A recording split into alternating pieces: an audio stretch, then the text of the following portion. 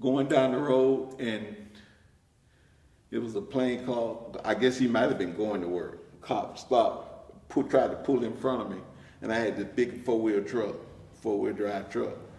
I really didn't see him, but he was trying to merge onto 95. And I was just in the slow lane, he was trying to merge over. And I didn't get over. So when he did get on the road, he pulled up beside me and showed me his gun. So now, he didn't know if I had a gun or not, but I had one right there in the seat. And he must have seen me look at it, so he assumed that I pulled the gun on him. So he speeded up, and I guess he seen this state trooper on the side of the road that had somebody pulled. He stopped over there, and he was telling him about me, and he gave him the tag number to the truck. About a month or two later, I got investigated that I pulled a gun on a police officer. Now, the only thing that got me out of it, I was telling the investigator, if I would have pulled a gun on a police officer, somebody had to be dead. Because I know the police officer got a gun. And if I got one, and ain't nobody shot, who gonna walk away from a police officer? There's no way I could walk away from him. Right. And not shoot him. He has to be shot. That was just the bottom line, because he was gonna shoot me as soon as he get a chance. Mm-hmm. So I told him, there's no way that I would do that. And that I never showed this guy a gun. He might have sensed that I had one, but I never showed it to him. So, and I told him, yeah, I have one. I have a concealed weapon permit. But as soon as you run my tag, you know that. So you can say whatever you want to.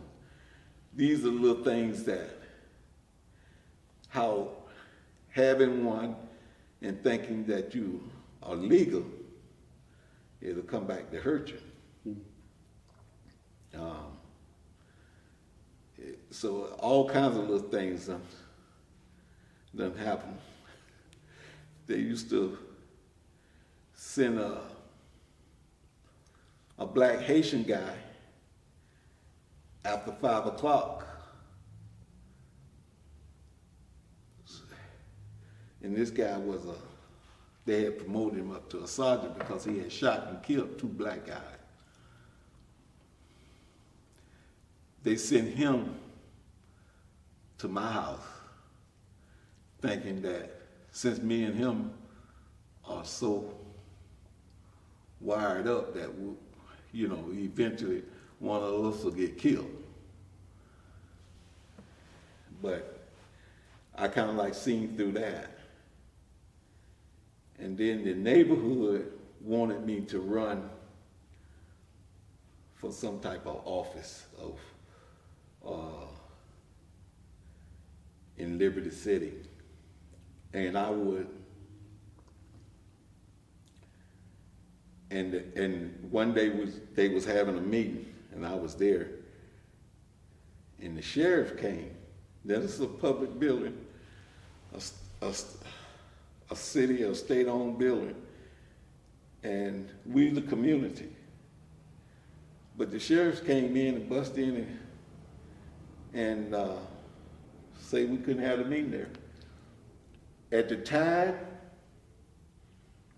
I didn't understand what both sides was trying to do. One guy was still trying to be the mayor, and the community was trying to get me to represent them so I can get him out and to put one of them in charge. It was like I say,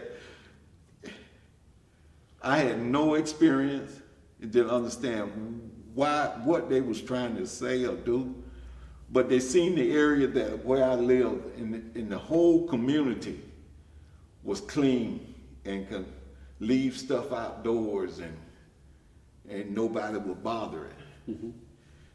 And I guess the city people seen that this guy is making a difference. He must gonna run for city council or mayor or something. So they really came after me. They came after me with little people. When I say little people, like the code enforcer, they'll tell the lady to go out there and write them a ticket for cutting shrubbery down, trimming my hedges. And she would do that. And I got a ticket for abandoning property. And I'm right there. I could not understand. She said, well, I'm gonna have to write you a ticket for abandoning this property. But I say, I'm right here. The grass is cut, it's green, it's pretty. I mean, it's like a park. Mm-hmm.